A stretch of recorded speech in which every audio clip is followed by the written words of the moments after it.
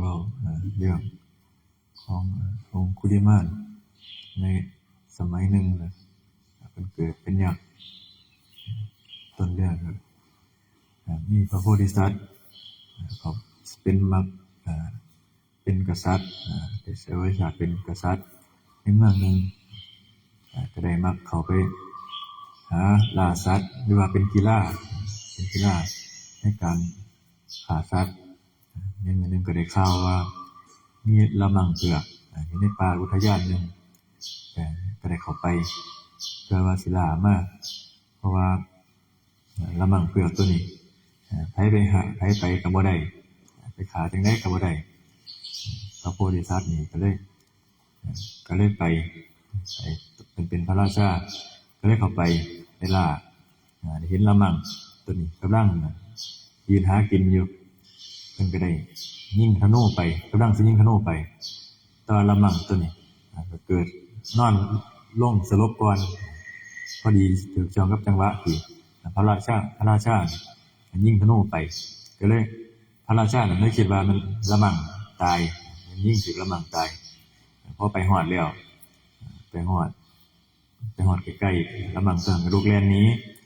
พระราชาแล่นนำคือกันนำเพื่อว่าสิเอาละมั่งเกิดตัวนี้พอไปแล้วก็เกิดเมื่อยไปนอนอยู่ใต้ต้นไทรติดในต้นไทรมียักษ์ก็คือยักษ์อยู่ประจำต้นไทรอาศัยต้นไทรนี่อยู่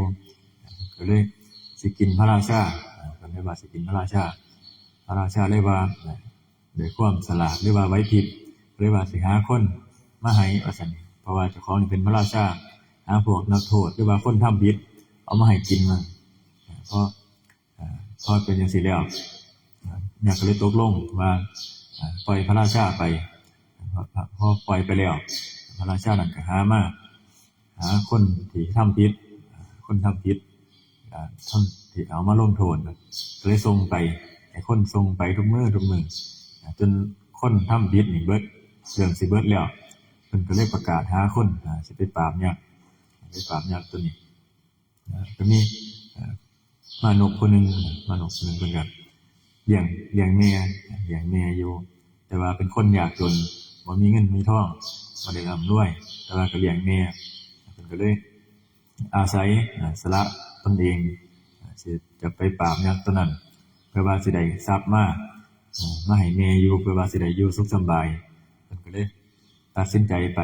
พอไปแล้วรับไปแล้วเพิ่นก็เข้าไปแต่ว่าเพิ่นบ่เข้าไปใกล้ต้นไทรเพิ่นไปอยู่ห่างๆเพราะว่าเพิ่นฮู้ว่าถ้าเข้าไปแล้วก็สิเกิดว่ายักษ์ตัวนี้สิกินหรือว่าสิทำร้ายเพิ่นก็เลยบ่เข้าไปเพิ่นก็เลยเว้าฟังว่าเกี่ยวกับการทำกินคนหรือว่าฆ่าสัตว์นี่มันเป็นบาปเพิ่นว่าให้คือบ่รักษาศีลเพื่อว่าสิได้เกิดเป็นมนุษย์ให้เปลี่ยนภพภูมิขึ้นไปที่มันดีกว่าเก่าจังซี่นะเพิ่นก็เลยคุยกันโดยการให้ธรรมะมนุษย์ผู้นี้ก็เลยเอาธรรมะนี่ที่เจ้าของมีไปแสดงให้ฟังยักษ์นั้นไปเกิดได้ยินได้ฟังขึ้นมาก็เลยเกิดเปลี่ยนความคิดใหม่ก็เลยกลับไปในเมืองนั้นกับมนุษย์ไปหาพระราชาพอได้กลับใจใหม่แล้วพอได้กลับใจใหม่เป็นคนดีเป็นยักษ์ที่ดีบ่ฆ่าบ่กินแล้วเพิ่นก็เลยกลับไปพระราชานั่นก็เลยให้เป็นยักษ์ที่เฝ้าประตูเมืองคอยจับผิดคนที่ทำผิดคนที่เขามาทำลายเมืองนั่นอันนี้ก็คือยักษ์นี่ก็คือองคุลิมานที่จะประจำอยู่ต้นไทรนะเพิ่นได้ว่าความผิดบางครั้งคนเฮาแรกๆอาจจะหลงผิดไปบ้างเพราะว่าสุดท้ายมาถ้ามีคนสื่อเนี่ยหรือว่าสีทางให้สามารถเปลี่ยนใจหรือว่ากลับใจได้เหมือนกันบ่จะเหมือนว่าคนนั้นจะผิดไปตลอดในภายภาคหน้าเขาอาจสิกลับใจหรือว่าคิดได้ในสิ่งที่มันทำไปแล้วมันผิดที่ฮู้จักจังซี่หรือว่ามีคนมาบอกทางจังซี่อันนี้ตอนแรกเป็นคนแนมไปทางไหนก็มืดมั่วไปเบิดพอสักพักนึงมีคนถือตะเกียงมาพอได้แนมเห็นทางก็เลยเข้าไปขอต่อไฟหรือว่าเขาไป ขอก่อไฟนำต่อไฟนำก็เกิดเป็นแสงสว่างขึ้นมาเหมือนกับองคุลิมานนี่ล่ะเพิ่นไปตอนแรกเพิ่นเป็นยักษ์ที่หากินคนหากินสัตว์พอไปขอมานพผู้นี้แสดงธรรมให้เรื่องการรักษาศีลหรือว่าอานิสงส์ของศีลจังซี่เพิ่นก็กลับใจมาเป็นยักษ์ที่ดีมาเฝ้าเมืองให้มาเฝ้าเมืองให้พระราชาก็เป็นเพราะว่ามานพผู้นี้เป็นแสดงธรรมให้ฟังก็เลยได้เกิดได้ยินได้ฟังธรรมขึ้นมาเกิดกลับใจได้มาเป็นคนดีก็เหมือนชาติปัจจุบันตอนแรกก็หลงผิดไปเหมือนกันตอนแรกก็เป็นคนดีแล้วพอไปพออาจารย์ก็หลอกล่อโดยว่าหมู่อิจฉาเฮ็ดดีเกินจนเกินไปหมู่ในลูกศิษย์กลุ่มลูกศิษย์นั้นอิจฉาใส่ความใส่ร้ายว่าเล่านี่หลังสิฆ่าอาจารย์เพื่อว่าสิได้เป็นใหญ่เพราะว่าเฮ็ดหยังเราก็เก่งเราก็สำเร็จเบิดตอนเราอยู่กับอาจารย์องค์เก่าเพราะอาจารย์นี่คิดว่าญาติองค์ปริมาณนี่มาฆ่าก็เลยให้ไปหาฆ่าคนให้มันได้1มื้อ1,000มื้อจังซี่แล้วก็ไปหาฆ่าโดยคิดว่ามันสิได้สำเร็จวิชาเพราะว่าจะได้สำเร็จวิชาหรือว่าจะได้วิชาจากอาจารย์สิ่งนี้แล้วก็ไปฆ่าหาหลอกฆ่าคนจนไปพ้อพระพุทธเจ้ามาโปรดเอาเพราะว่าถ้าบ่มาโปรดเอาเพิ่นจะฆ่าเมียเจ้าของเพราะว่าจะเป็นอนันตริยกรรมเป็นกรรมหนักเพิ่นก็เลยไปโปรดเอาเป็นจังว่าสุดท้ายแล้วเฮาก็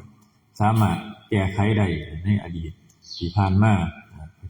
ที่มันบ่ดีถ้าเฮาได้ยินได้ฟังธรรมหรือว่ามีผู้แนะนำมีผู้พาธรรมเฮาก็สามารถกลับใจได้เปลี่ยนใจได้เพียงแค่ว่ายอมรับในสิ่งที่ของเฮ็ดมาว่ามันผิดพลาดไปแล้ว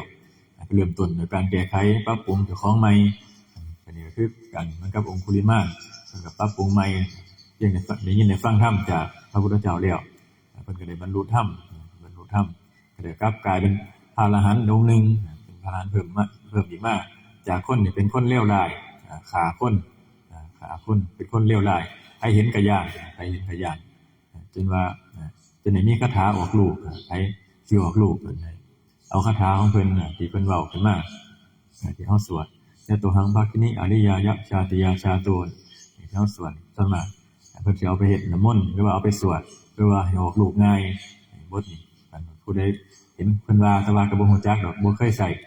แต่ว่าครูบาอาจารย์หรือว่าผู้เพิ่นเคยให้แนะนำออกไปให้ว่าเอาไปใช้ผู้เพิ่นฮู้ผู้เพิ่นเห็นผู้เพิ่นลองมีประสบการณ์เพิ่นก็เอาไปใช้คือกันตัวนี้เป็นจังว่ากลับใจได้ตลอดทุกเมื่อบ่มีคำว่าสายเฮากลับใจว่าจะเป็นคนดีหรือว่าจะทำบุญทำกุศลจังซี่กลับใจลืมอดีตไปอดีตที่เฮาเคยทำมาที่มันผิดพลาดเฮาก็กลับใจมาทำความดีใส่จิตใส่ใจของเฮาไว้เพราะว่ามีคนเฮามันก็ผิดพลาดมาได้เหมือนกันเบิดทุกคนบ่มีไผว่าจะเดินทางโดยทางตรงตลอดมันก็เริ่มต้นด้วยตรงแน่คดเกี่ยวแนวทางบ่ได้ตรงไปตลอดฉะนั้นแล้วเฮาก็พอได้ยินได้ฟังธรรมแล้วก็กลับใจมาเพราะว่าธรรมะก็มีให้เฮาฟังหลากหลายช่องทางหลากหลายครูบาอาจารย์เลือกแต่เฮา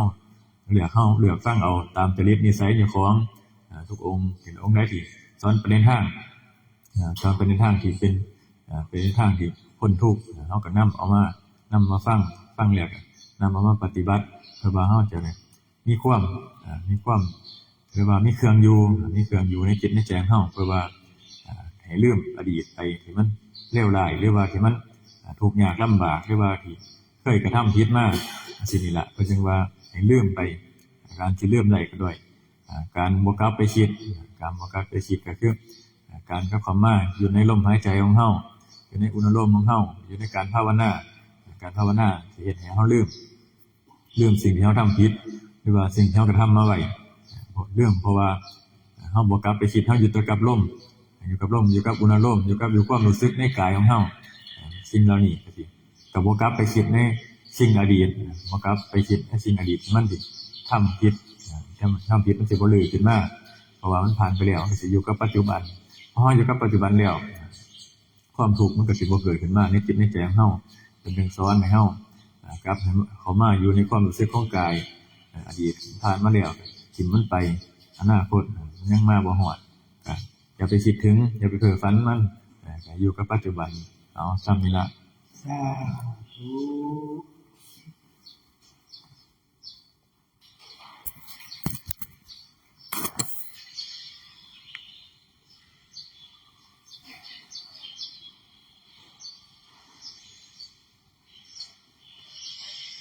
ยะถา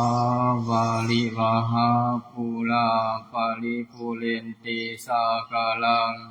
เอวะเมวะอิโตตินังเปตานังอุปกัปปติ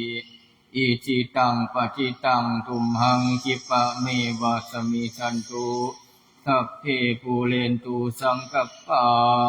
จันโทปนะละโสยะถามณิโชติละโสยะถาสัพพิติโยวิวัชชันตุสัมภโรโควินาศตุ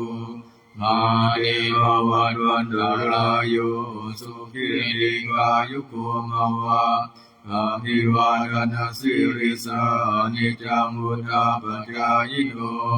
จาตารโอธรรมาวันตันติอายุวันโนสุขังภะลังภวตุสาธรรมังคารังรักขันตุสัมมาเทวตาสัมมาพุทธานุภาเวนะสัทธาโสธิภวันตุเตภาวะตุสัมมังคารังรักขันตุสัมมาเทวตาสัมมาธัมมานุภาเวนะสัทธาโสธิภวันตุเตภาวะตุสัมมังคารังรักขันตุสัมมาเทวตาสัมมาสัมพุทนุภาเวนะสัทธาโสธิภวันตุเตสาธุ